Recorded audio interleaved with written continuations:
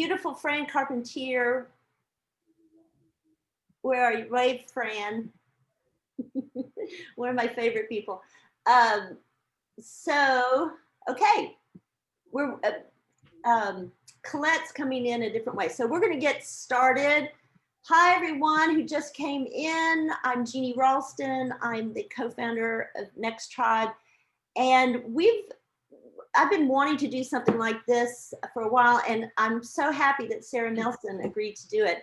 We did a similar program back in October with Marta Kaufman, who's the co-creator of Friends and Grace and Frankie. It was a TV pitch workshop. And I realized then how important it is to facilitate access for women our age. I think, you know, a lot of us are working on creative projects or have these dreams that we still want to accomplish. And it's such an honor for me to do whatever I can. NextTribe does whatever it can to make those happen. And so I have met Sara during New York stuff, and we had a beautiful lunch not too long ago. And so I was thinking of her because she's so accomplished. I'm just going to read, you know that she's a vice president and executive editor at Harper's Books.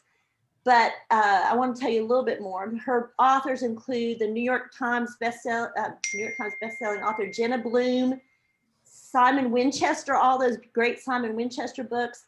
And she's the editor of the instant New York Times bestseller, The Tattooist of Auschwitz. Who's read that? Man, that was so good. For that, she was the editorial director for books and Kindle at Amazon. And while she was there, she raised the profile of Amazon's editorial program, launched the Amazon Book Review, and managed a team of editors and writers.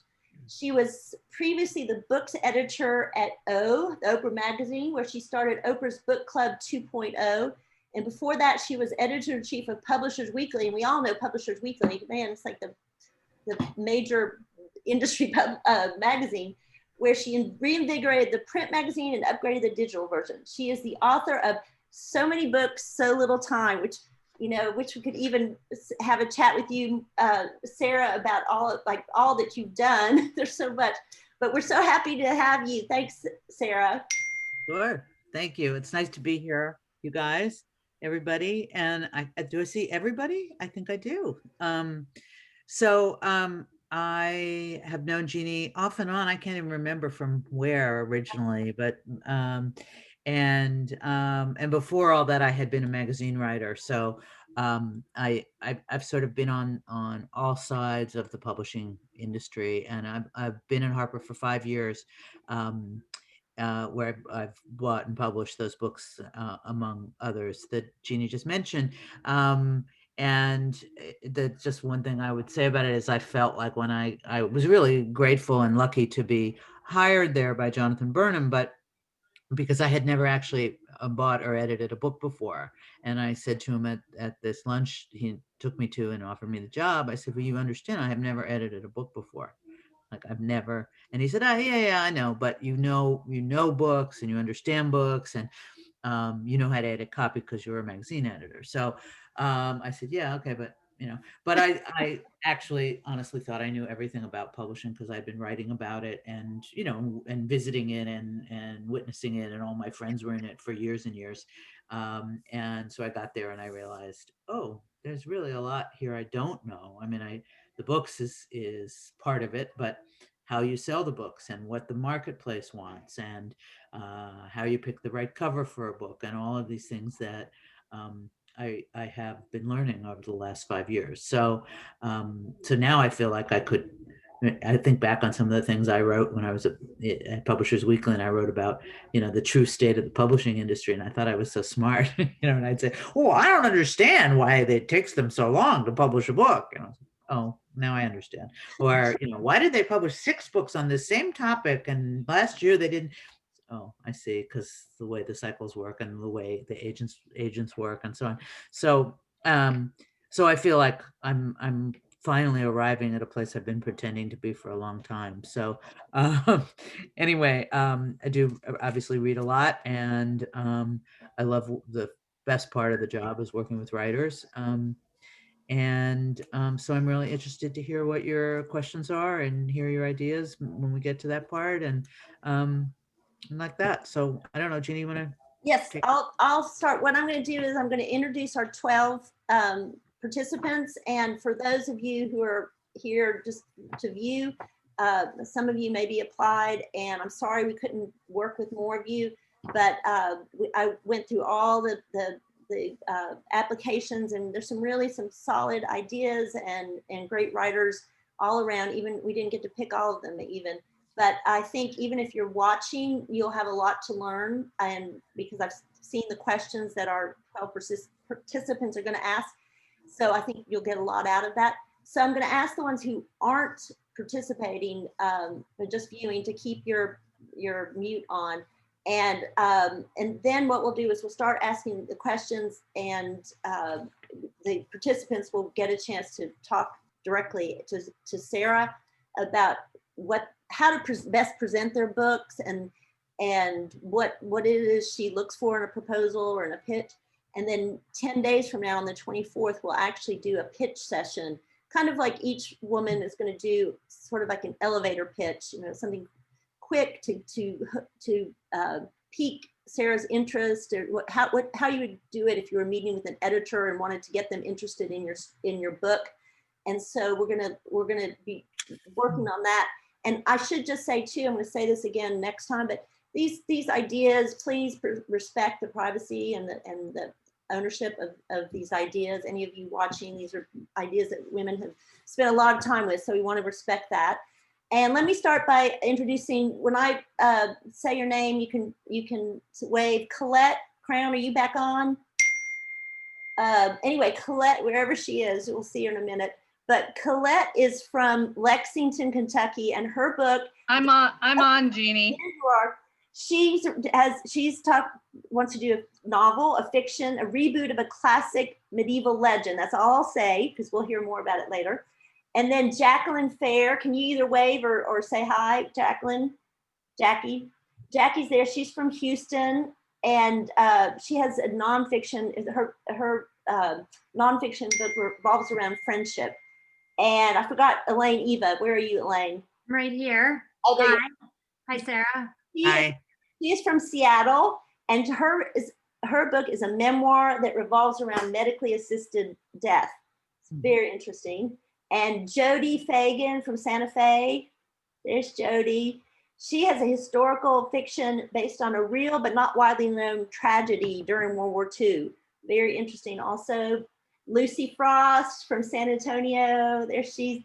Lucy has some essays, very humorous, about a pastime she's taken up since retirement. That's what I'm saying now.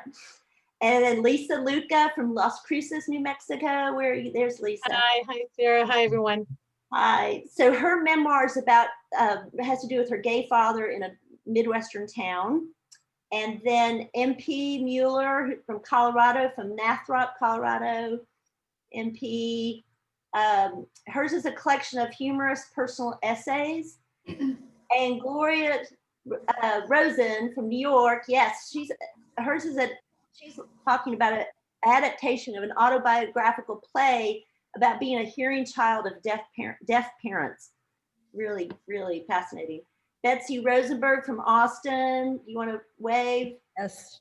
Her work combines investigative and personal journalism focused on climate change. Is that a good way to describe it? It's a short way, which is hard for me. Pam Russell. Yeah, there you are, Pam. Her memoir, self-help book, is about some sexual adventures in an open marriage. Is that to say? I can't wait to hear about this. And Catherine Witt from Burlington, Kentucky. Hers is a holiday book that has about classic films and recipes. It's very general, but it's really something special. And Linda Wright Moore from Wyncote, Pennsylvania. Where are you, Linda? Hi, Linda. There you are. Hers is a memoir has some hidden figure elements to it about growing up in a certain neighborhood in Cincinnati. So So there you go. That's our 12 participants. And so Sarah, so I asked everyone to write up some questions beforehand, and some of them were very similar. You know, there's some overlap. So one of the things that people want to know, and I think this is a good way to start, is what are some of your favorite pitches that have crossed your desk over the years, or and what made them stand out? So. Some of my favorite pitches. Okay. Well, first, I guess I should say that fiction, which I started off doing almost entirely fiction, and I now, in the last year or so, have bought an awful, primarily nonfiction. I don't know why exactly, because different things appealed to me, and maybe there was sort of more nonfiction coming my way recently. And so when you buy fiction, when you're evaluating fiction as an editor, you're almost always sent a whole book. You really rarely will you sell a novel, or will you buy, from my position, a novel based on a partial. They call it partial. I mean, yes, if you're John Grisham, you don't have to write the whole book to get your next contract, but essentially, because as I think all readers know, I used to make it sort of a game for myself when I was reviewing books to say, how much of this book had been written when the person got the advance, because sometimes you could see like it just fell completely apart. There was a famous book years ago, I don't know if you remember, called The Horse Whisperer, and it was turned into a movie and stuff. And the I think it was bought by somebody who's now a friend of mine, but never mind, on 150 pages or something, and it got some enormous advance. I don't remember, $2 million or something, which was really an enormous advance then, as opposed to now when it's still really an enormous advance. And then the guy took his $2 million and he went home and he wrote the rest of the book. And you could absolutely see it when you read the book. You could absolutely see that this first half, or whatever it was incredibly polished and incredibly, the best that it could be. And then it like fell off a cliff. And I'm sure the editor, my friend, worked on it but he had sort of, everything he had to say was said in the first half, or the presentation was really only thought through the first half. So this is all a long way of saying, I will not, I have not, and I don't think that I would at this point buy a book first time from an author on the basis of a partial. So what appeals to me in a novel, I mean, fiction or nonfiction, it's the same, really. What appeals to me is the voice and the arc of the story. Now, in a nonfiction book, you do buy mostly on the basis of proposals. Because most nonfiction books are going to require research. So somebody wants to know that you want to buy it before you're going to give them some money so that they can then support themselves while they go out and they do the research. But you should be able to tell from a proposal certainly where it's going to start and where the author thinks it's going to end up. So voice, I mean, to me, it's a toss-up. What's more important, voice or plot, voice or arc? I mean, some of the best memoirs are memoirs that are, if you tell me what they're about, they're about my life growing up in the woods and all the horrible things that happened to me. That could be great. It could be terrible. It depends how you do it. It's all in the execution. But you should be able to give a reader a spark of a sense of your style and your voice in a proposal, because in a memoir, the story might not be all that interesting. I mean, yes, there are these stories that are incredible, and I survived an earthquake, and I did this, and I raised 14 children, and I found a cure for cancer or whatever. I mean, that's an amazing life, but an amazing life doesn't necessarily make an amazing memoir in terms of its appeal to a reader. and vice versa. I mean, some of the great memoirs, if you ever read Mary Carr's book, why am I blanking on the title? It's so famous. Poker, Liar's Poker. Liar's Poker, right? Thank you. No, Liar's Poker's the other one. What is it? Liar's Poker's the one about Liars Club. Liar's Club, right? Thank you. And it's really if I mean, this is long before I was being an editor, and I don't know how much she had written when she got it sold, but if somebody said to you, what's it about? It's about this girl growing up in the South in this really weird dysfunctional family, and she almost set herself on fire because she had to cook in her tutu. That's all I remember of this book 25 years later. But I mean, that's fine, and that's provocative, but what's good about it is her writing, right? Is what's really extraordinary about it. So so you want to get that. This is not exactly answering the question, but I think that this may be part of the other part of other questions. I mean, there has to be something about either the idea or the voice, preferably both, that grabs you. It doesn't even have to be unusual in the sense that, I mean, lots of people have difficult childhoods and but it has to be told in a way that is different and engaging and makes you want to read more. And does that mean for the voice, that applies to both nonfiction and fiction, the voice and the the voice and the arc, yeah. And so several women here, I'm sure some people watching here probably have novels that they're working on. And is it possible, I mean, for instance, we're going to do this pitch in 10 days, and the ones that have novels, what's important for them to be able to say to you? They're not going to be turning over a whole book to you or anything, but what do you want to hear about their work? Well, I think, what's the story? What's the arc of the story?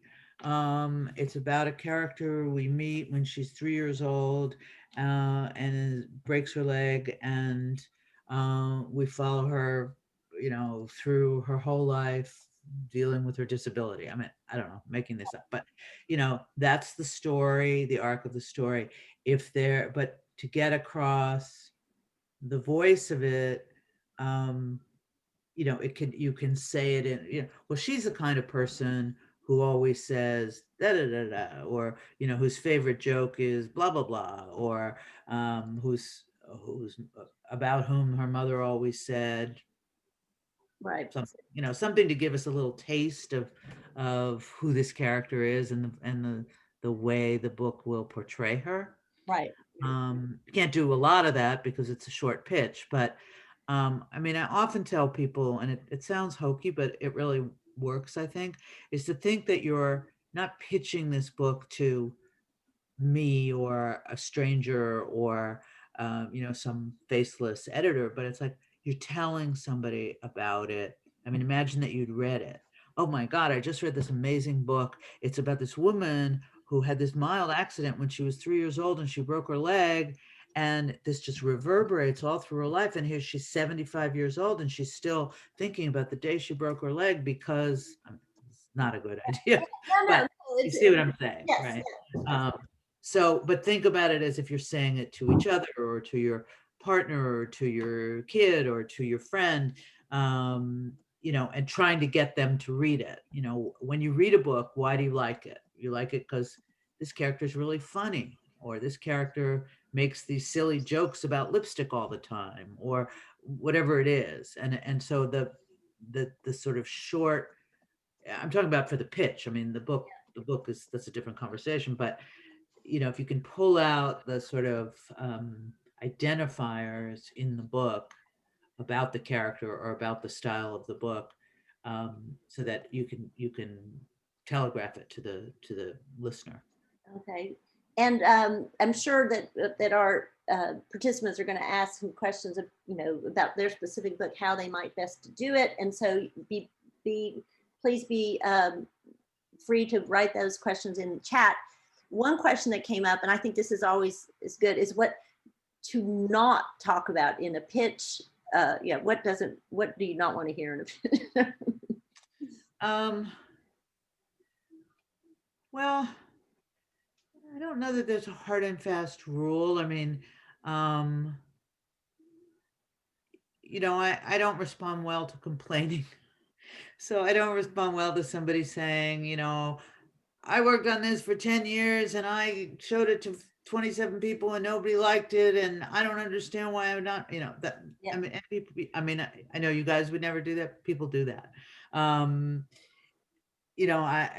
It's hard. We all recognize that it's hard. So I'm trying to think if there's something specifically, That turns you off, I mean, that was a good thing, like complaining, telling your saga of yeah, I just don't. I mean, first of all, there'll be plenty of time for that later, and there's lots of things that coming up to complain about. But yeah, I mean, if it's a novel, I am interested in knowing how much of it is autobiographical, and that's going to come up in conversation about it. I guess what might turn me off in a proposal or in a pitch, a verbal pitch, is somebody who is telling a long story about themselves and not explaining why not making that be about the book. Do you know what I mean? Right. I think that that I lose interest, I guess. Right. Lucy, you have a question. If you want to unmute Lucy Frost. Yes. Hey, Sarah. Had to On a non-researched nonfiction book, specifically humor book, think like Jenny Lawson type, right. are those primarily sold on proposal or on fulls? That's a good question. I don't know. And in the case of Jenny Lawson, I don't know. I mean, the case of somebody like an Amy Sedaris or David Sedaris, or those are probably sold on the basis of a couple of pieces and a list of what the other pieces will cover. But certainly in the case of Amy Sedaris and David Sedaris, well, I don't remember David Sedaris's first, but they had another forum, they were already on TV or they were already in podcasts or whatever. So if that's the situation, then I think one or two pieces and a kind of list of what you think the other pieces are going to be. I don't know that you have to have written every single essay or every single piece in a memoir or a humor, sort of humorous memoir. But I think it has to be more than just a list of things. It has to be at least a sample essay and a outline of what the other essays would be. Does that answer? It does. I have I have the full done and I have the proposal. I just never know when they ask you to attach it, whether you should attach the first however many pages they ask for, as if it's a fiction book, or attach the proposal. Well, I think you should always attach it. So it's humorous essays. It's a collection of humorous Correct. essays. And there's an outline and all the essays are written also. Yeah, the book's written. Mm-hmm. And I have a proposal on it, although the proposal is not as polished as it needs to be. Right. Well, let me answer this by way of also answering one of the other questions that I see here in the chat, which is about agents. And I do think that for the most part, unless you have a very strong connection to an editor, you do need to have an agent. And even if you were rarely to get somewhere with an editor who you just over the transom sent to an editor and they read it and they liked it, that editor would say, okay, but before we can even talk about publishing this, we got to get you an agent. And they might help you get an agent at that point. And yes, if I call up an agent and say, this thing fell in my lap and I want to buy it, will you represent her? Well, most agents are going to say sure because they've already got a buyer or a potential buyer. But they might say sure, but I'm going to then take it out to auction. So too bad for you. Oh, That's been known to happen too. But you do need an agent. And so, I mean, I think for the, for your purposes, all of you, starting for the, with the first project, you do need an agent, and different agents have different rules on their websites. They say, I know a lot of agents say, send me a précis of the novel in the first 50 pages, because the reality is they're not going to read more than 50 pages. And if they're dying at the end of the 50 pages to know what happens on page 51 to page 300, which happens, they'll call you up and you will give it to them. I'm sure everybody will be happy to give it to them. I don't know exactly the answer to your question about should you send all of the essays or only some of them.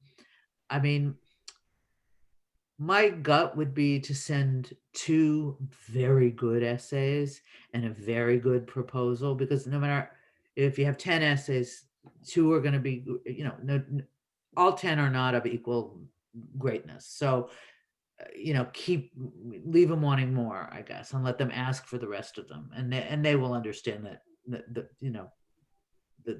you've probably shown them the 2 best. So I think the other thing is you could ask.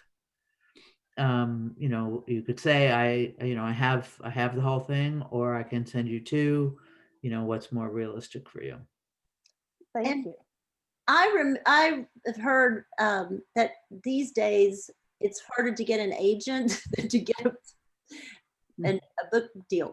I don't know if that's true, but it seems like that's getting an agent. I guess a lot of the people here probably have tried or have been pitching to agents too. Is that pretty true? How to get a book sold these days? And I'm not the one who drops in your lap like you just described, but that agent is just. I don't know. When I first started covering publishing, maybe 20 years ago, as a writer, and I got interested in covering the business of publishing. And so I used to, cover auctions, and, this auction is going on. And I had a job on an internet site where we did this in real time. So we'd be like, at 1 o'clock, we'd post something that says, okay, so-and-so's bidding this much. And at 3 o'clock, we'd say, so-and-so's bidding this much. And, by the end of the day, we'd have the whole arc of the auction. It was insane. It was really fun. And the publishers hated us because we got in there and we found out all this stuff. But it seemed to me that there were a lot of books selling. There was a lot of activity. And I remember once I was talking to an agent and I said, what percentage of your books sell? The things you go out with actually find publishers. And he said, and, who knows? They're agents, so who knows? He said, 92% or something like that. And I thought, wow, that's amazing. Now I see that a lot of books come around to me, that I'll consider when they're on submission, as we say, and I don't buy it, don't like it, or I don't like it enough, or I can't get my marketing director to like it enough. I mean, these are all the things that go into making decisions, which we'll talk about more about. And then sometimes then I hear, a year later, I hear about this book being published and I think, oh, that's the thing I read, right? Sometimes I get in an auction, I lose, mostly lose. But when you win, it's so good. And somebody else gets the book, and then, a year later, you see it on all the, best of the month lists, and you want to shoot yourself. But a lot of times you don't ever hear of these books again. So it's a completely anecdotal answer, but I think that 90 whatever percent that guy told me was either it's just not the case anymore, or he was lying. That's what I think. It is hard to sell a book. It is hard to find an agent. But perseverance really counts. I mean, people I mean, and you can get a rejection from 5 agents that, I mean, they still feel terrible and there's still rejections, but you in your heart, and you will learn when it's a really like oh, forget it, never mind, don't ever, or that it just isn't right for them, or it just isn't the right moment, or they just are. I mean, whether you should keep going or not. And I think you will get a lot of rejections. The old story. I mean, the only way you ever succeed is if you keep trying. But I think if I mean, a lot of agents are, I mean, sincerely. I mean, they tell you sincerely what they think. So even if it's no, they have often, given it some thought and tell you no and explain why no, and which may be useful to you. And, you just keep trying agents. Betsy, you have a question. You want to unmute yourself? Oh, the window here. Hang on. Okay. Sorry. I'm having a hard time saying. So I have a nonfiction book, and it's challenging on a couple levels. One, I have written parts of a proposal before, and it's a very compelling story. I've had people beg me to write it, but I always get stuck on the marketability, the target audience, because it's both on the sort of surface, it's a narrow story I'm telling, but it truly has broad to everybody on the planet message. And it's a combination of personal story, professional journey with a planetary message. And so it's hard. Well, I put kind of flippantly, my book is not for everyone, only those who eat, breathe, or drink, but of course they want it to be real specific. But part of the challenge is because it's got an environmental theme, but I don't want it to be just or even mostly for environmentalists. I want to reach people who didn't see themselves as being concerned about what's going on with our planet. That's where I get stuck, because it's not just for the choir, it's actually for everybody else. Is it prescriptive? Is it a how-to book? Is it a how to be better about the planet? No. Okay. There's enough of those books. This is a really, I'll say, unique, because I've lived it. A story about unnecessary loss, and I had a lot of that growing up, meaning people dying who shouldn't have, but warnings were either ignored or not enough preventive action was taken, and we're committing ecocide with the planet and not focused on what we can do. So that's the grief gives me credibility to write this book, which is why my background is broadcast news. I've decided to focus on programming, but the book would be, parallel on, our planetary pickle and what we must be doing if we hope for our kids to have a livable planet. So it's got, and that's sort of just led into my second question is, besides the market target audience piece, the other challenge for me is organizing, structuring the book with the personal thread, the professional journey, harrowing ride, with the always there planetary takeaway message. Well, I mean, I think what you want to do is, it's, you're right, it's a hybrid and it's complicated. What you really want to do is avoid making people, having it be an educational book, right? Having it be homework. I think you want to write it as a narrative about, I'm gathering about loss, about saving yourself, both personally and planet. The title is Saving Life, My Journey to Save My Family, Humanity, and My Sanity, something like that. Right. And I think that's good. And what you said at the very beginning, I thought was actually a good pitch. This is not for everyone, only people who eat, drink, and breathe, or something like that, or who want to keep eating, drinking, and breathing. That's much more, I would want to pick something like that up much more than this is a book about the planet and how you're screwing it up, right? So, and that. So, you have a little bit of a shape for the pitch. How the book, I don't know, and I'm not sure this is the place to discuss it, but what the personal issues are, and maybe it's one chapter of personal and then a sort of lesson learned. I mean, though not as flat-footed as this, but lesson learned from that chapter of the personal, to apply to the larger world, and then another personal chapter and another larger world, so that you're going through the material like that. It's more like one theme that kind of weaves through different applications, I would say. Right, right. But maybe it's a back and forth, how in a novel or in certain kinds of biographies, it's, one person, person A, person B, person A, person B, person A, person B, so that, you're having sort of narrative woven together, A, B, and C sometimes too. But can chronological work possibly, if it's done well?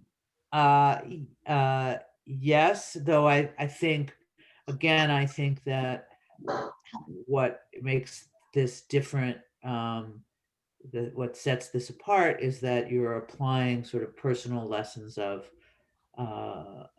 personal life experiences to larger life lessons. And so I think you need to, I think the personal, if done well and managed correctly, can be a good lead in to the lessons, because I think what you don't want to do is give lessons. I think people are turned off by that. No, and the professional piece has a lot of big names in my journey through broadcast news, so it's got gossip and stuff like that too. It's not all dry and black and white. Right. Okay. And Linda, you had a question. Do you want to ask it, Linda, or do you want me to? Where are you, Linda? Do you want to unmute yourself? There you are, Linda. Hey. Hi, Linda. Hi. I'm wondering, we already talked about this in a couple of different instances. Should you, in your pitch or in your proposal, frame your story in the context of other books, like, The Liars Club? This is the 21st century version of that. I don't know, because I wonder if it's just going to be perceived as you're grabbing on to what you like that's out there, as opposed to being any sort of a reflection of what you might produce yourself. Mm-hmm. Are you talking about fiction or nonfiction, or? Well, nonfiction, I guess. You're talking about memoir? Yeah. Yeah. No, I think you can. But you have to be realistic. If I told you the number of, well, it's not that many, but a number of authors who have said, this is, my writing teacher told me that I reminded them of Toni Morrison. Well, that's a big claim, so, Toni Morrison, I hear that a lot. I hear, Probably the next Eat, Pray, Love or something like that. Yeah. The next Eat, Pray, Love, The Great Gatsby for our time, it's like, maybe, but you're really setting yourself up for, it's like, I want to say, excuse me, I'll be the judge of that, right? So you're better, but yes, absolutely, to say, I was inspired by this book or that book, and you can be inspired by Toni Morrison or The Great Gatsby, but just it's just how you say it. You can't, don't set yourself up to have people want to say, oh no, you're not. Oh, yeah, you want to bet. So we talk within the publishing house, and I think all publishers, we spend a lot of time talking about, well, this is as if, this is like, Erica Jong meets so-and-so, or this is, the Liars Club meets something or other, or this generation's, hillbilly elegy, or, whatever. We use books as markers, famous books, well-known books as markers, and, as shorthand for us talking about it. But, and you can certainly do that too, but, just don't oversell. Tread carefully, right? Right. Yeah. Don't oversell. Okay, thanks. Okay, Gloria, your question? Yes, lot of stuff has been answered. This has been very interesting. So I'm going to make it very brief and specific. Sure. I wonder if there's any sort of leg up for a book that comes out of a play. Uh-huh. This is very niche, and I have been asked by audience members, particularly when I did my show. My show is about growing up hearing of deaf parents, and I did my show for St. Anne's Church for the Deaf. Uh-huh. And one of the audience members signed to me, "Where's the book? Mhm, Where's the book?" mhm. And I said, if you read?" And she said, "Yes." I said, "Okay, you read, I'll write." Right. So I know there's an audience for it. But it is really about, it's one of those things that starts off as a niche thing, but has a much broader connotation, which is a little hard to explain because it is about communication. Mhm, Because I was not allowed to sign. We had very little communication in our house. And then what follows from that is really the arc of this, from the beginning of my mother's story, and don't go into the whole thing, but there is an arc in that of what communication means to a really broader audience. But it is a niche book. I'm a CODA, child of deaf adults. Very few books on that. mhm, There's Mother, Father, Deaf, My Sense of Silence, which I don't understand that title at all because our homes were not silent at all. But they're rare. They're rare. And I Well, also, I think, Right. I mean, to your basic question, does it help to have first written a play? If it's a produced play that has some, has gotten some traction in the world, sure. I mean, it's a different platform than, having an Instagram account, but it's the same idea. It's that if you have made some, and I'm much more interested in your play than I am in an Instagram account, but you have shown that there's interest in your idea if you've had the play produced. In terms of the actual book, I mean, a book is going to be a much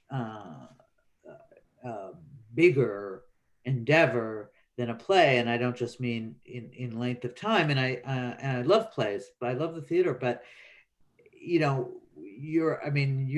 already said in that couple of minutes that you were talking about your mother's story and your childhood, and then that it was never silent in your house, and I mean those would be a lot of things to get across in a play. I mean, a play tends to be smaller, right? It tends to be. well, it has been produced. I mean, I have done it quite a bit. No, I don't mean that. I just mean the scope of the play. It's several scenes, many scenes maybe, but among 3 people or 5 people or 6 people or whatever. And what you're talking about, writing a memoir about this, basically, which is a much bigger, longer, more complex, more multi-layered endeavor. And it's not necessarily the same skill set. I mean, playwright, it's like, if you're a great poet, can you write a great novel? Sometimes not, right? So there's that question, and then there's the question of if you produced it, a play, and it's been seen and it's gotten a little, you can speak to the people who've seen it and the things people have said about it. Does that work in your pitch to do it as a novel? Sure. It establishes you as an expert on this topic. It is actually a solo show. Okay. And what I want for the book is to follow that in sort of essay form, which is really the way the play is laid out. Okay. So it Well, would yeah. not So be the a fact novel. that you've written some of them and you've performed some of them, is absolutely part of your pitch for it as a memoir. That you're going to expand on these, soliloquies, on these speeches from your play. I mean, in terms of interesting somebody in the book form, yeah, you should absolutely talk about the play. Okay. Absolutely. And I think that that brings up several questions have come, not just in the chat, but before this, about platform. Like if you, do you need a platform? Like what kind of, what, for the marketing of it, what kind of pre-existing built-in readership or built-in interest is there? And how important is that? You know, people talk about this a lot, about platform and, you know, how many followers do they have and all that stuff. I mean, the kind of stuff that I buy really, for the most part, doesn't involve that. I mean, you know, I mean, Simon Winchester is, you know, way older than I am, and but I mean, you know, his platform is he wrote The Professor and the Madman. You know, that's all the platform he's has and needs. I do think, I mean, with comedy, Lucy, I think you were asking me about humor. I think, you know, if you're writing sort of comic essays, it helps to have a platform. It helps to have, you know, be affiliated with, in the old days, back when we were young, we had a magazine platform. If you had worked at magazines and you knew all these magazines. Now, of course, there are no magazines, so so it's not funny. So now it's, you know, the Instagram account or the YouTube whatever, or you know, how many viewers, how many likes, all that stuff. So for things that are sort of entertainment-y, like humor, probably, you know, any kind of, I don't know, like food stuff. If you were writing about, if you're writing cookbooks, which I don't know very much about, but obviously if you have a show on one of the cooking networks, you know, that's going to help you get a cookbook.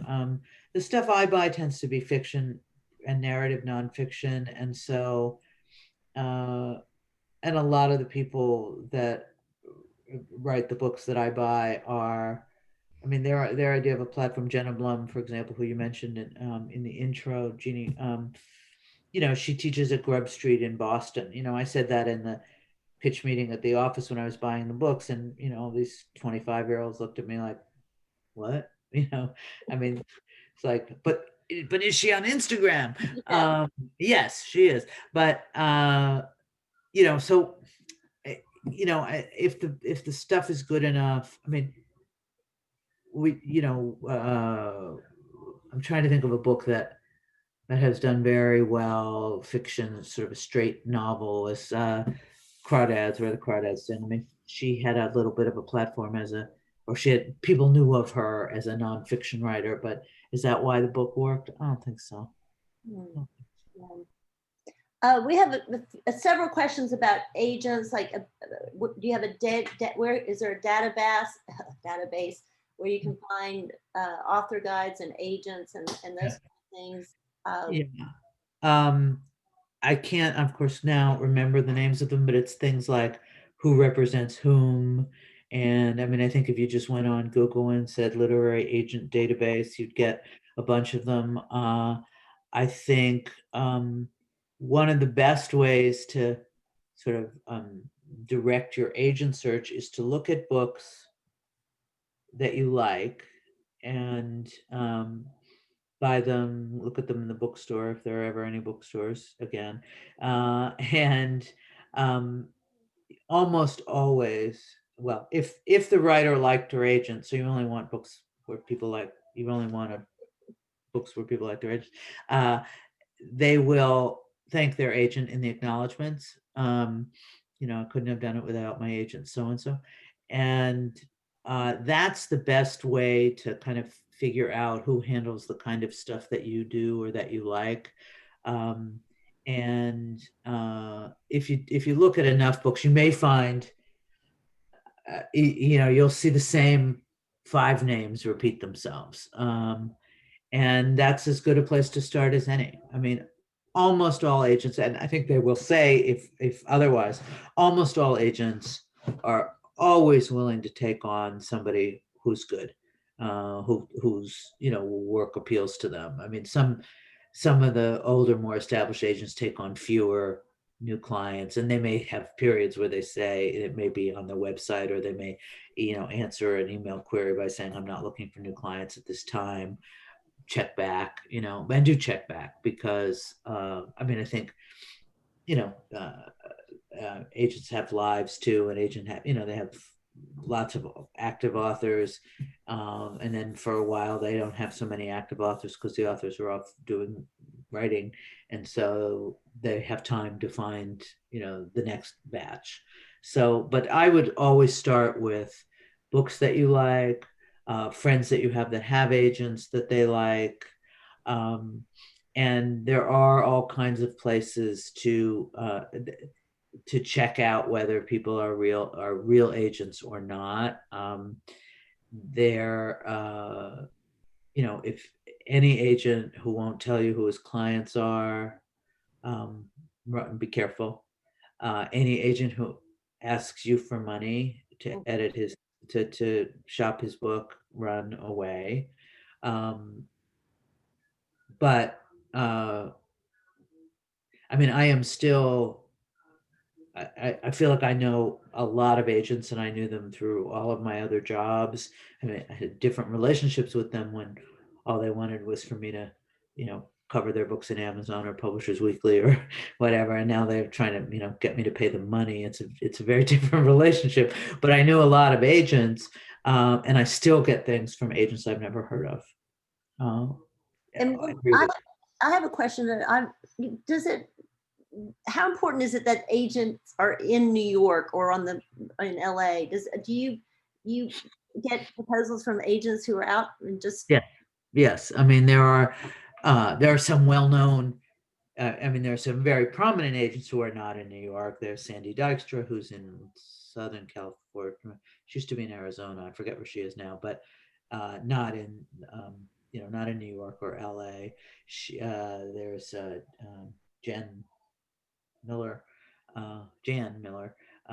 who's Texas. I think she's in Houston. There are agents, and there are lots of agents in DC. There are, and there are agents in Minneapolis, and there are agents in Chicago. And so, yeah, being in New York is not what makes you legitimate. And you can very well be. And now, frankly, a lot of the agents that I know that are, well, now everybody's everywhere, but even before COVID, there's an agent who had been at an agency that I think of as a New York agency, but he's off on his own in, I don't know, St. Louis or something, because he moved there, and I guess he's loosely affiliated with this New York agency, which gives him a certain credibility. But no, and so you don't have to be in a major city, and I can usually tell at this point if the agent who sent me something is just somebody I've never heard of, or somebody who's a little on the, I wouldn't say shady side, but very inexperienced. I can tell by the quality of the letter that they write, to go with the process. I'm not a big,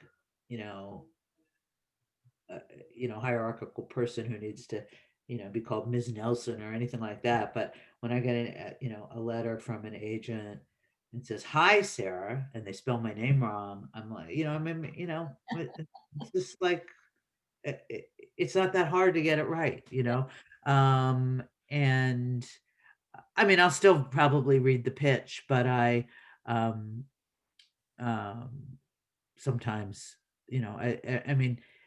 some of these letters can be very sort of grandiose, and as I said, I don't expect them to be groveling at my feet at all, but they're this kind of, well, I know the kind of thing you like, and I believe that, so and so has been misunderstood, and you will understand. It's like, Yeah. just tell me what the book's about, right? Yeah. Tell me who the writer is. But at the same time, there are a lot of agents that are not names, or even from agencies that who have good stuff, and who we consider absolutely seriously. And frankly, dealing with some of the big agencies can can be just so annoying that it's sometimes, better, and I to deal one-on-one with somebody, who does not have a huge corporation behind them. And I don't mean that for financial reasons. I just mean for, you can just reach people, have conversations. And Colette, you have a question about marketing? I think several people, like when they talk about their book, maybe not in the elevator pitch, but in their proposal, how much should they talk about marketing? Colette, do you want to, where are you, Colette? Yeah, I can Yeah, I'll expand on that just a little bit.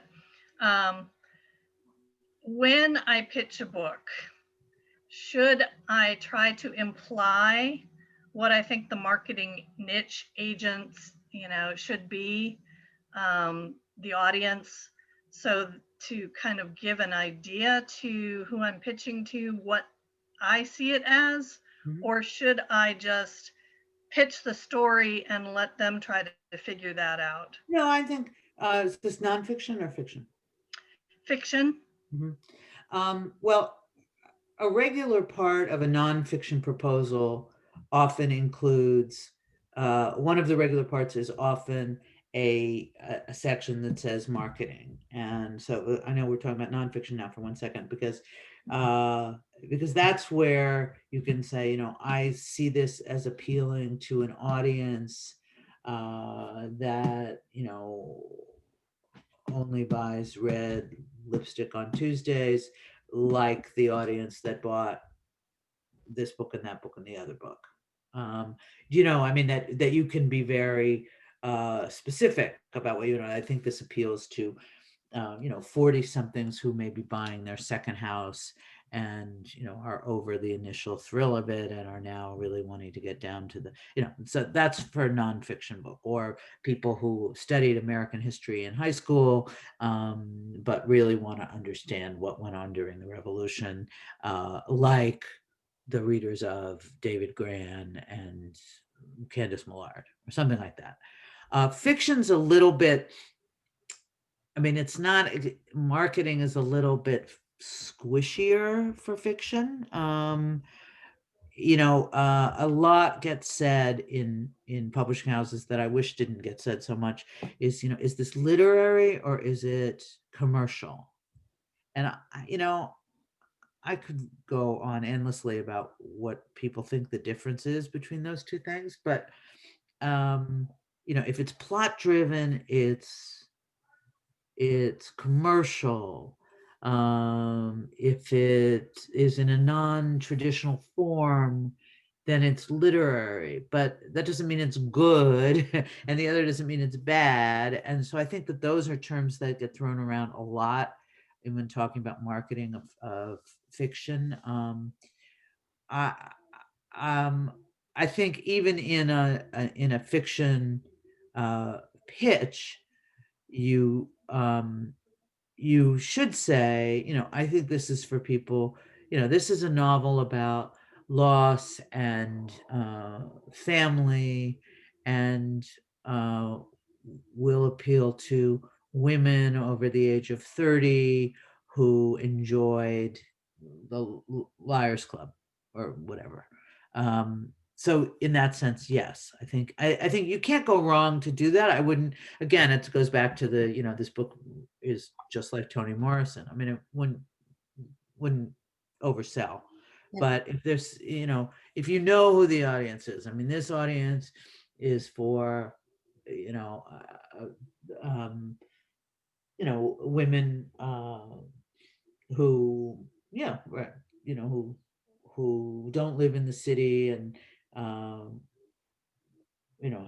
never had children and wanted to, or I don't know, I mean, some sort of ideal reader, sure. And is there like, in Colette's instance, it's a medieval historical, kind of medieval fiction. Can you draw on that, like a subgenre like that that's selling really well, or, Sure. I mean, this is Game of Thrones for the video game set, or I mean, any of those sorts of shorthands is fine. this is for. I mean, I bought a book a while ago that's going to come in. I hope the finished draft is going to come in soon, about Eleanor of Aquitaine in the 16th century, in the French. It takes place. Most of it takes place in the French abbey in which Eleanor of Aquitaine lived and died, and it's 800 pages about Eleanor of Aquitaine, and it's delicious. It's so good, and I, ran around saying it's Ken Follett for girls, and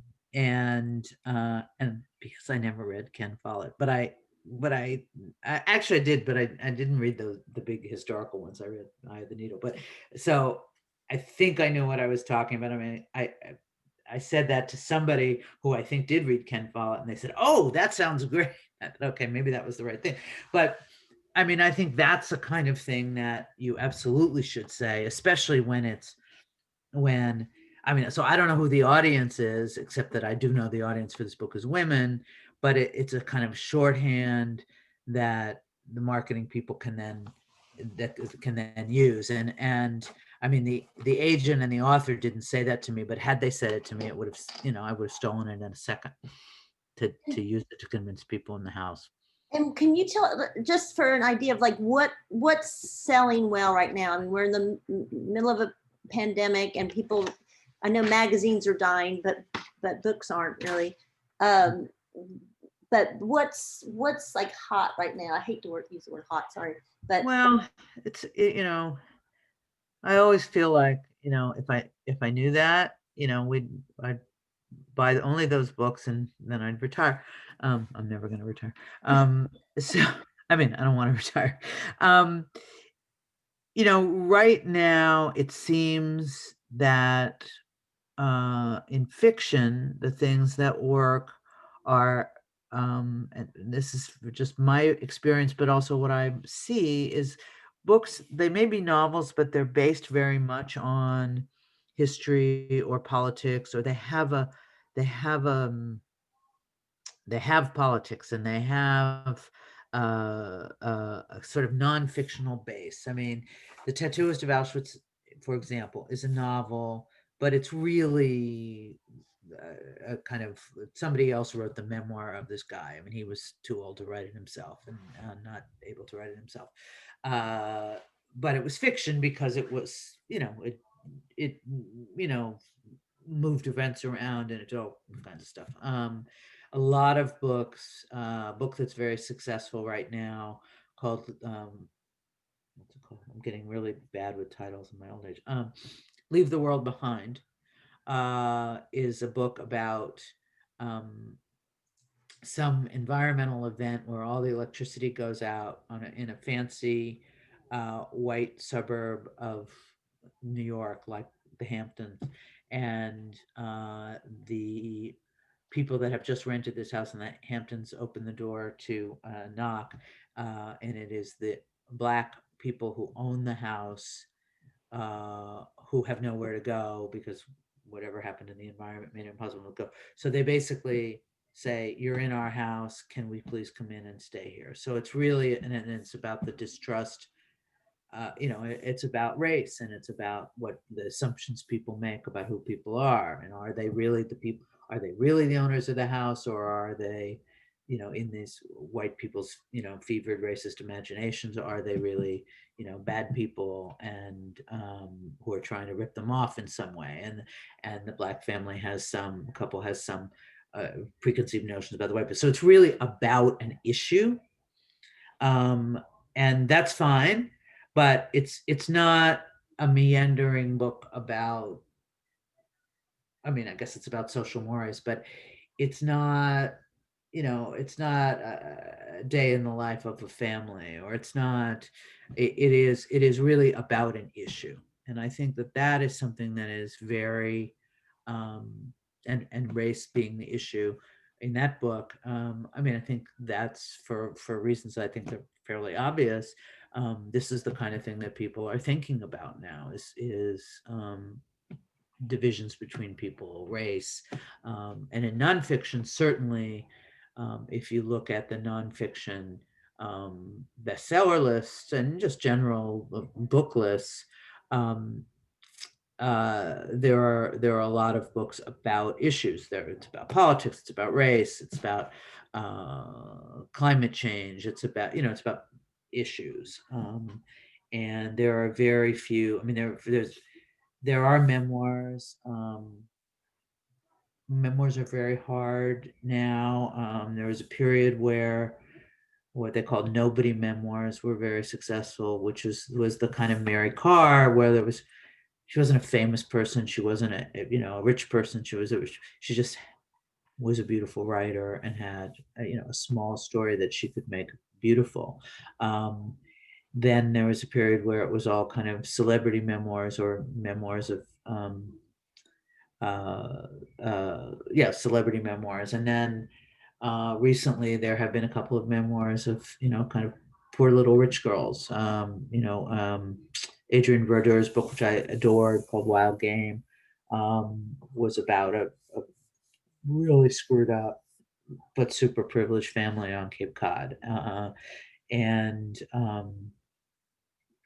I have a memoir coming out by a Black woman it's called The Officer's Daughter, whose father and uncle were both cops, and whose 16-year-old niece, the daughter of the uncle, was killed in a robbery when she was 16. They were both 16. And this is about how this legacy of violence chased through this family for 40 years. And so it's about violence in cops' families. And so it's very much sort of an issue. She's going to be, one of the ways she's going to promote the book is she's going to write about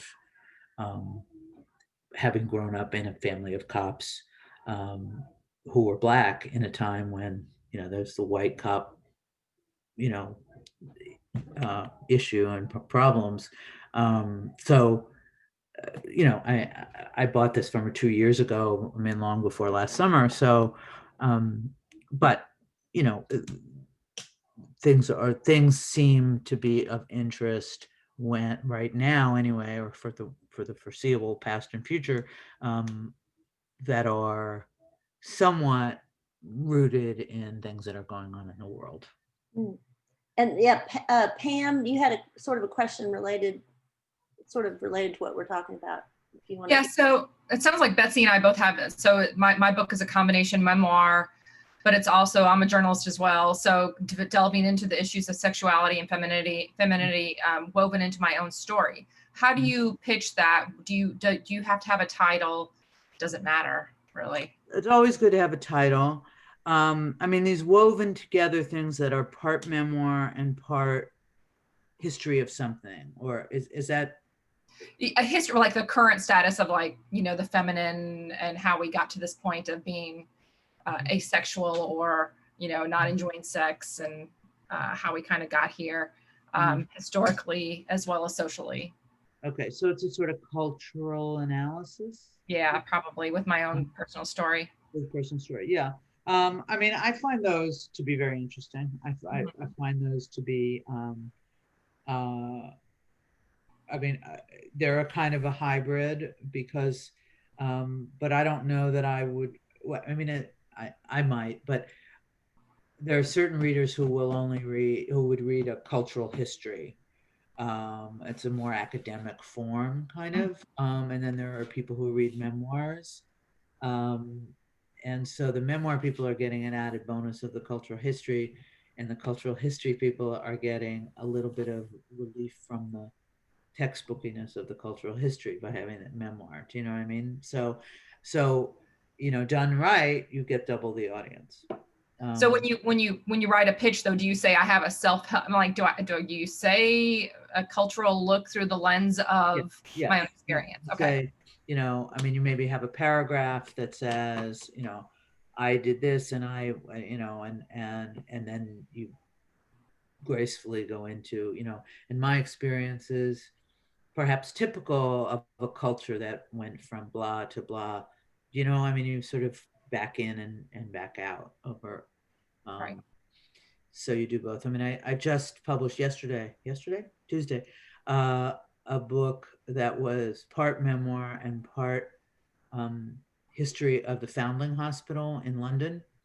It's called the Secret Life of Dorothy Soames, and it's by a woman who had a terrible relationship with her mother, who was a kind of very controlling, very fancy British lady. You know, nothing was proper enough, and she was very well born and all this stuff.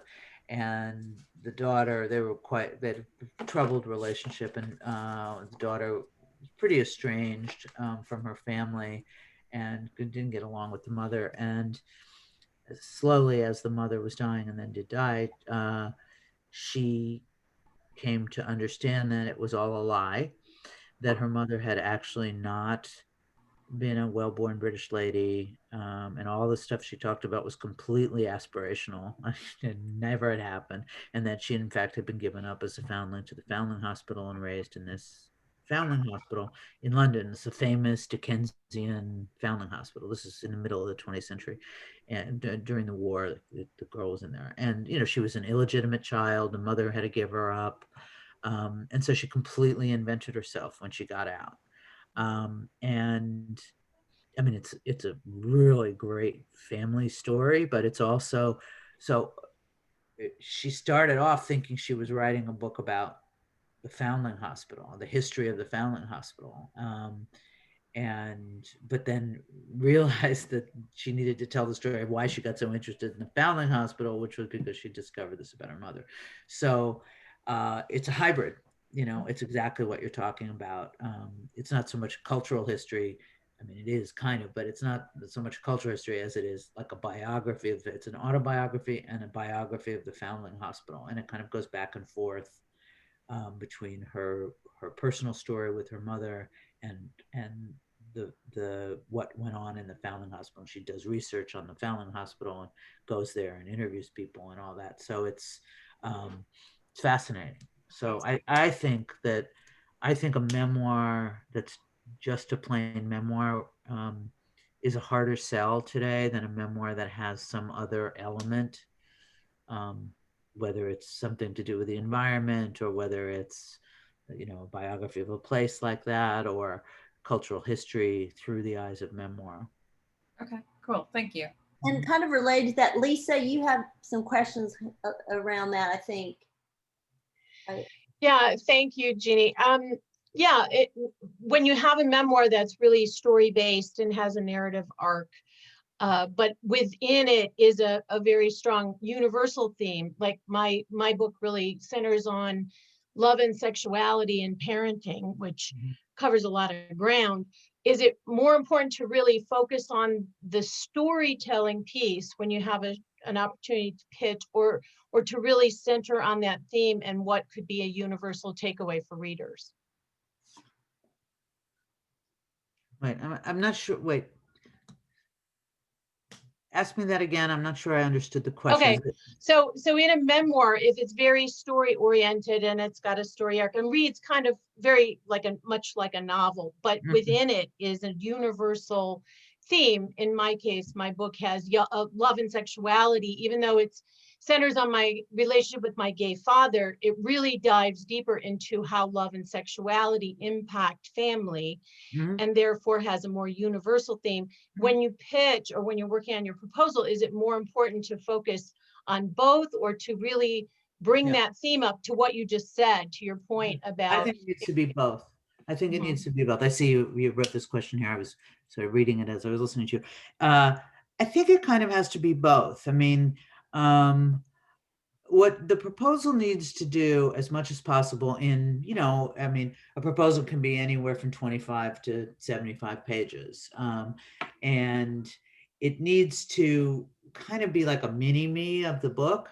So you need to make people feel like this is what it's going to feel like to read this book. And, you know, so they would be shortened chapters or shortened sections. And some of them might not even be written at all, but may just be kind of outlined. But you have a sense of, here's my personal story, and this is how it relates to the bigger theme. And now we're going back to my personal story, so that as you know, as I'm reading it in the proposal stage, you're helping me to see it as the bigger story. I mean, just because what you're handing in is a proposal, maybe 50 pages or whatever, it's really got to be like the freeze-dried version of the book. Do you know what I mean? Yeah. And they also show that there is more to it than just this one slice of life story that a lot of memoirs Right. are, your own Right. personal experience, and how does it affect the greater. Right. But I mean, if you wrote the whole book and then you slumped it down, it would be, 2 pages about you and then 2 pages about the larger issue, and 2 pages about you and 2 pages that's what you need to give the experience of. Great, thank you. And I think let's do 2 more questions, and then I want to really talk about what our next meeting is going to be like what kind of things, how they should present. So I think Elaine had a question, and then I know Kathy Witt, I haven't gotten to you. So Elaine, you had a question. Hi, Sarah.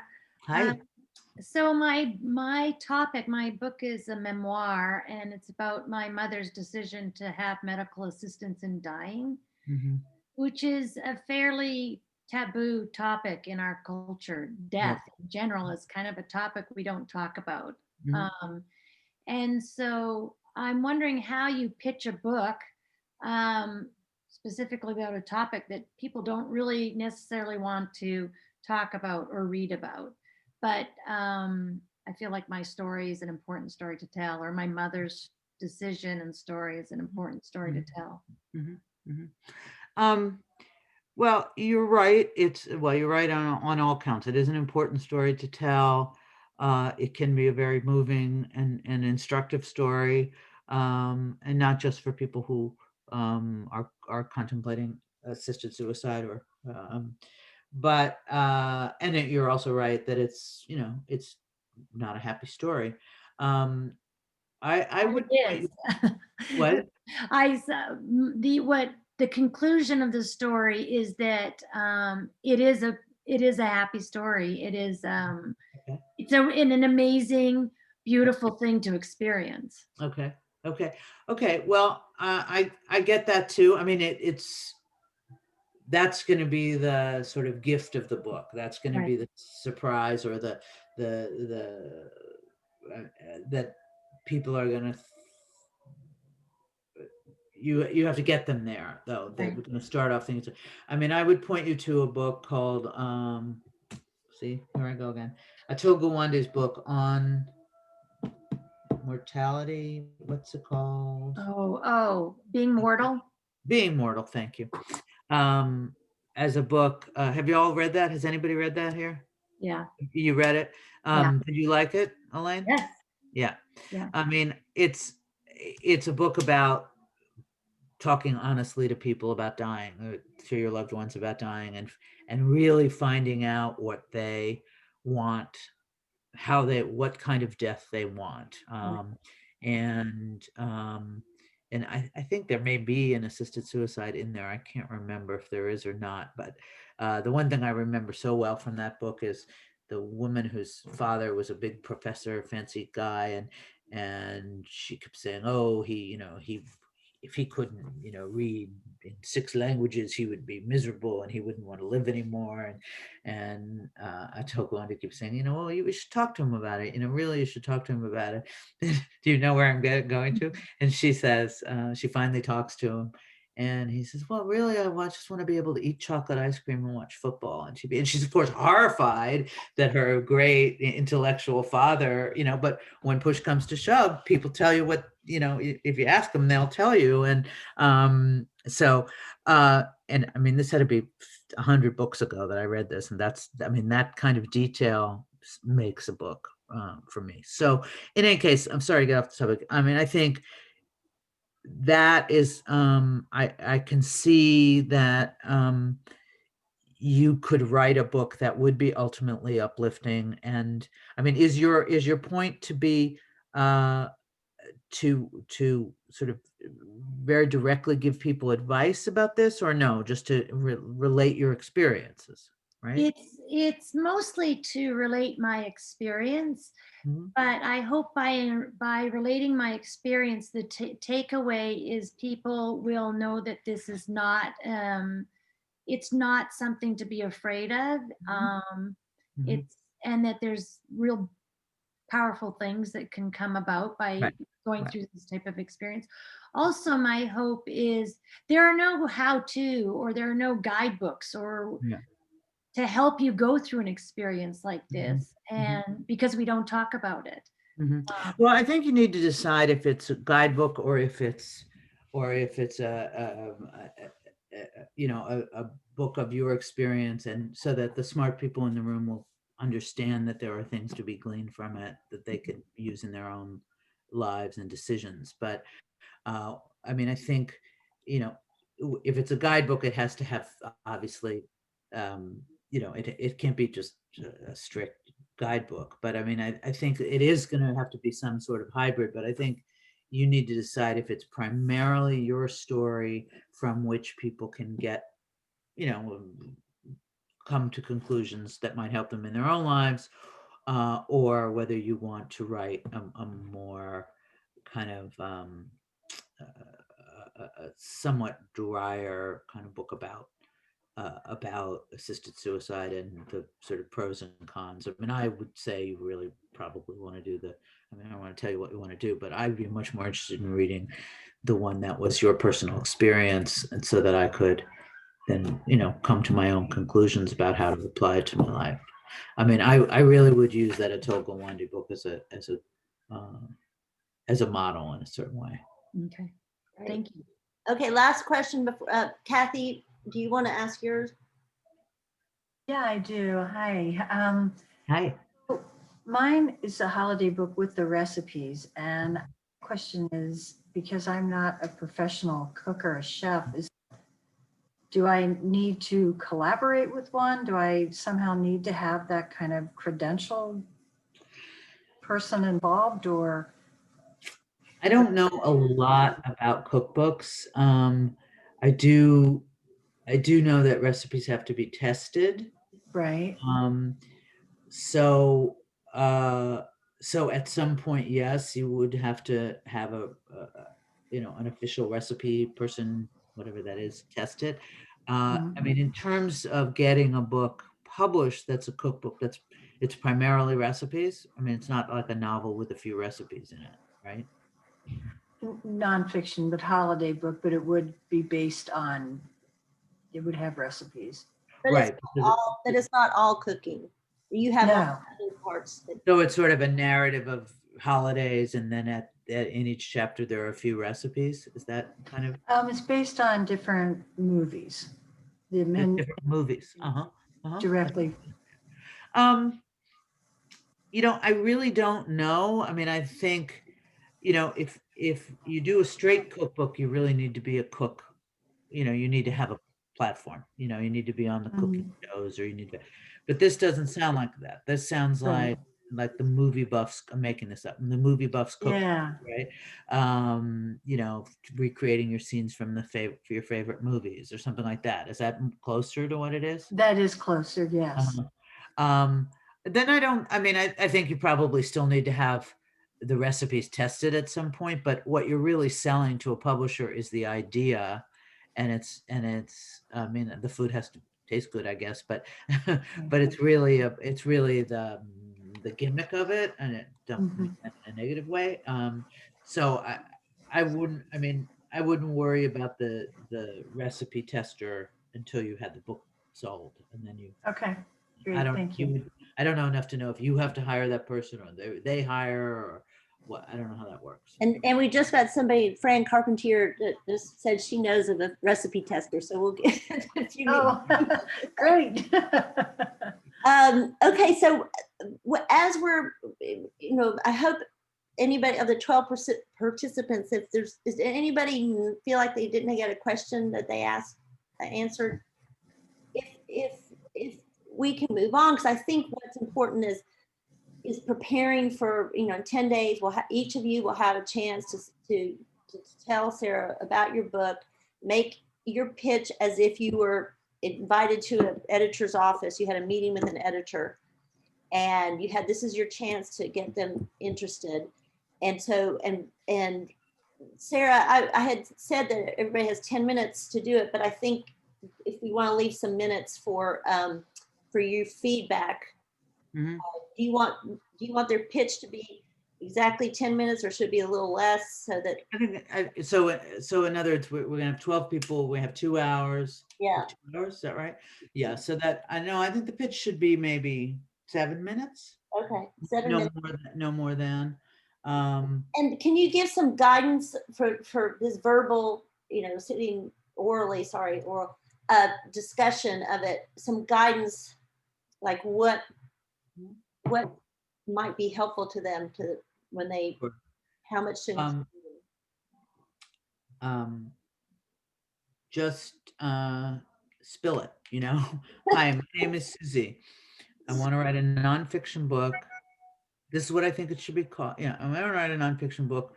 My working title is XYZ. Here's what it's about.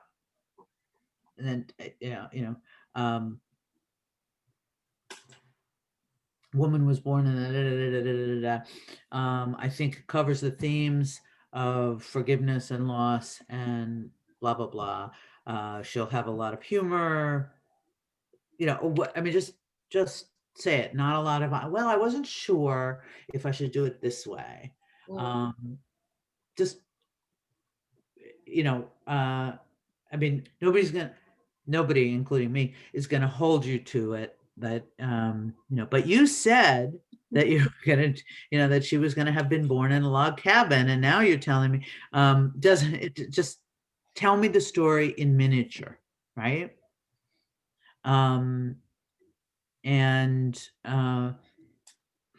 With as much sort of enthusiasm as you can. I mean, what do you,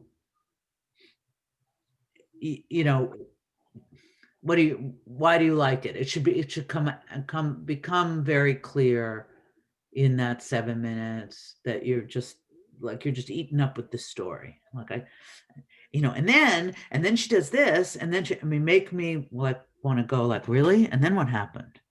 Even, no matter what the book is, that's the reaction you want to inspire. Again, I would think about it as much as possible as, you're sitting drinking a glass of wine with your friend, and you're saying, so there's this idea, and then rather than trying to be formal and trying to, pitch.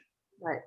And in this discussion, should they talk about marketing at all, or maybe in just the way you talk about, say, medieval, I know there's a big market for medieval fiction. Right.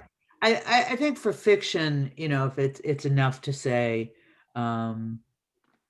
because you don't know what the market is, and you kind of can't, and it's sort of not your job. But it's if there is a sort of catchphrase that you can say, if you can say it's Ken Follett for girls, great. For nonfiction, I do think you need a little bit more of, I think the market for this is people who have aging parents who might benefit from the information in the book about assisted suicide. It's probably more for women than for men, or it's probably more for people who live in cities than in suburbs, or, millennials or not millennials or whatever. For nonfiction, I would rather, I think you can be a little bit more specific about marketing. I think for fiction, you can be more, you can just have comps. This is like so-and-so meets so-and-so. Yeah. And what about comparing to what's already out there? Like, meaning why it doesn't duplicate, why it's unique. Yeah, I think, again, for fiction, I think it's enough to say Ken Follett for girls, because what you're saying is, that tells me there, Ken Follett is so for boys. There is not, and you're sort of telling me who it's for, and you're comparing it to other things. I mean, the other way, for example, the Eleanor of Aquitaine book, you could say it's Ken Follett for girls, and it does for Eleanor of Aquitaine what all of those Anne Boleyn books did for the Tudors. You know, so to sort of set it in a way. And I mean, I think it's fine to compare to books that are out there. But like for Betsy's book, how, I mean, say there's a lot already on climate change. She need to say, so what's different about it? It's what's different about it is I'm going to use the prism of my own experience to take you through various issues about the environment. Right. Okay. So because I feel like that for some books there might be that feeling like, well, haven't we already read this? So you really need to make sure people understand why. Right. I mean, I would not say, you know, I would not say I want to write a book about climate change. You know, I'd say, you know, I have an extraordinary experience of loss and blah blah blah blah blah blah due to the environment, and I want to use that as a jumping off point to discuss whatever. Right. Does that make sense? Oh, Betsy, sorry, unmute yourself, Betsy, sorry.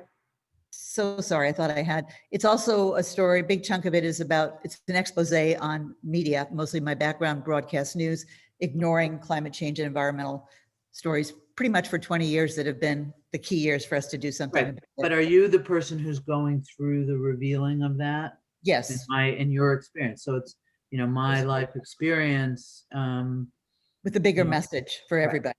Right. Exactly. Thank you. And I guess also on a book like, I mean, Betsy and I have been talking, and I just, is it possible to try to cover too much? As you're trying to cover too much, you need to maybe break it down, or more. That's what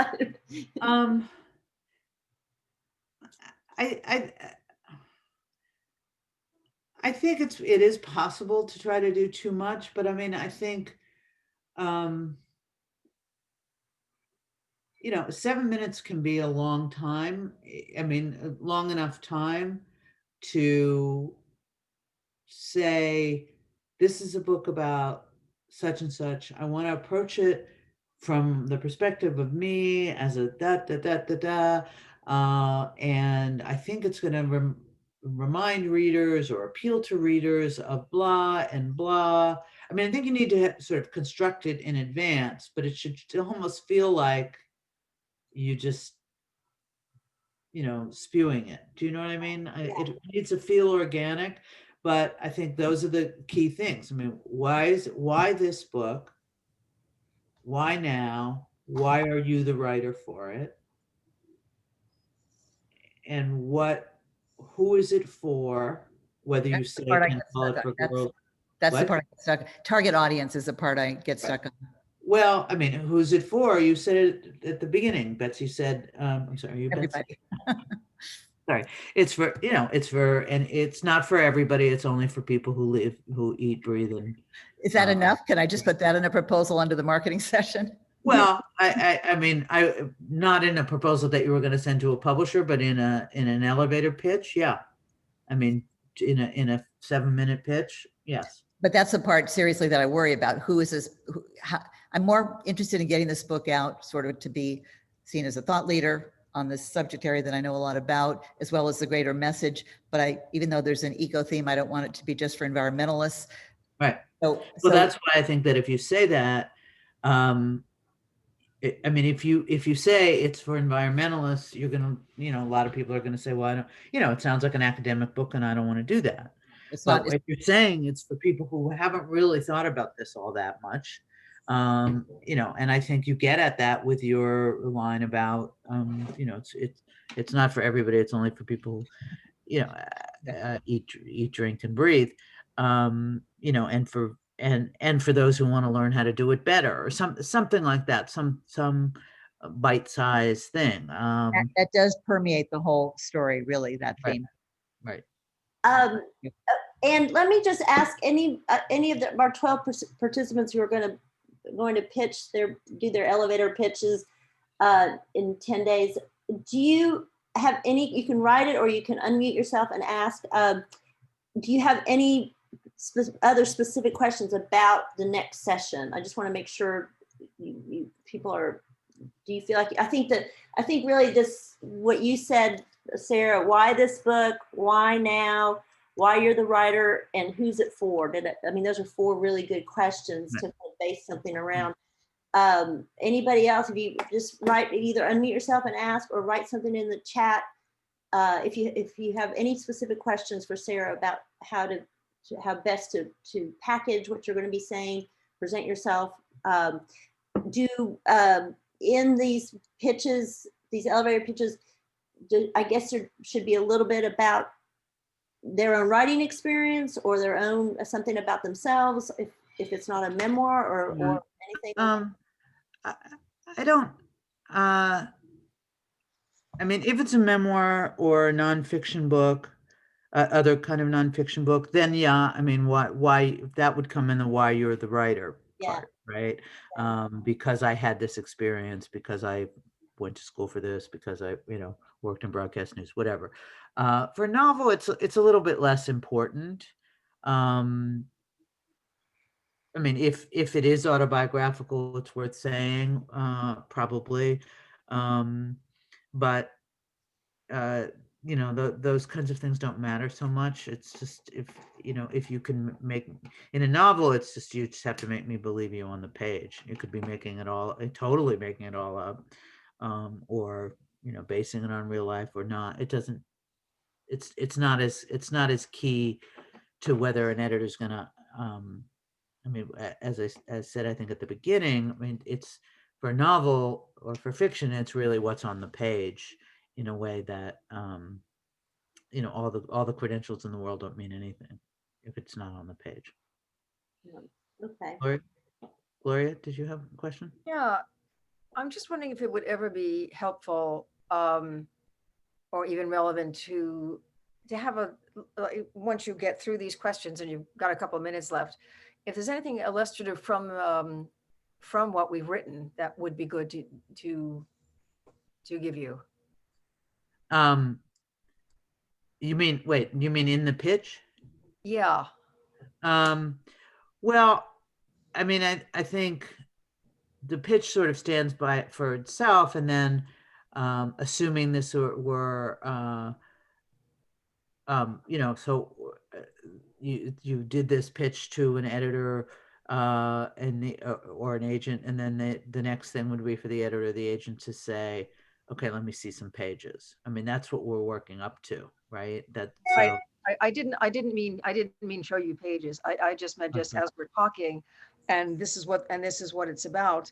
And read a line or two from it, you mean? Yeah, this is absolutely what people have done, and this is the kind of thing people have said. Yes, absolutely. Yeah. Okay, because there's a lot of stuff that coders hear from hearing people that are kind of funny. Right. So, right.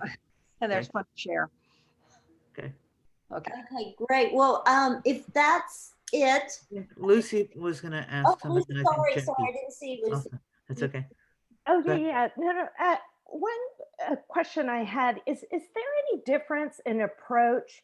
So I understand what a pitch to an agent is, but do you approach it at all differently when you're pitching to an editor?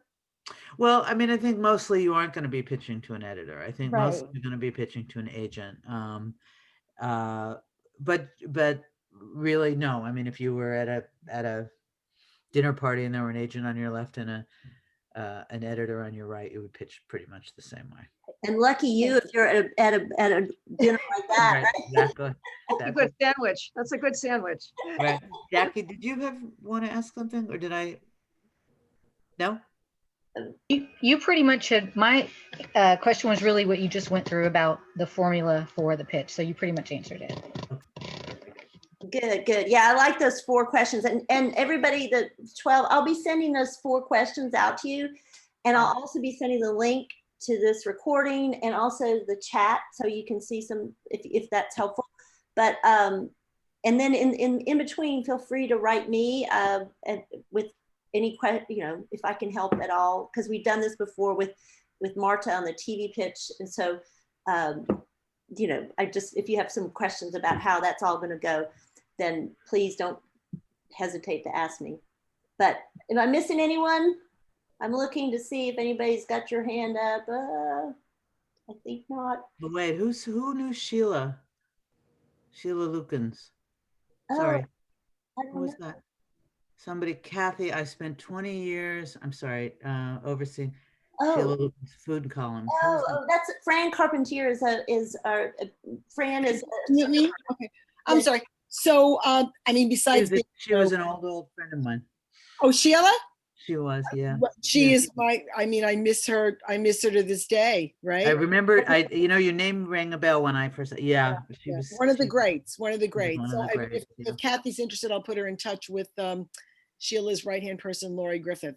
Who was I know Lori, right? Yeah, she's one of my best friends. Yeah. Oh, say hi for me. I shall. I definitely shall. And this is one of the beauties of you know, coming together like this, is helping each other. I love that, and we try to do as much of that as we can. And I just don't want to miss anybody. If I don't want to cut anybody off, if you have anything else, but otherwise, on all of you who are observing, you're still, and obviously you're welcome to come and watch the pitch session on January 24th. It's a Sunday. And it'll be so fascinating to see, you know, hear about these books and hear how they're presented, and then to get Sarah's feedback. It's a great learning opportunity all around. So we appreciate all of you joining us, and we really appreciate Sarah for giving us her time now and on next Sunday. So thank you so much, everyone. Let's be in touch. Thank you. It was really nice to meet you guys. Thank I'll see you soon. See you soon. Take care. Thanks. Thank you. Thanks. Bye. Bye.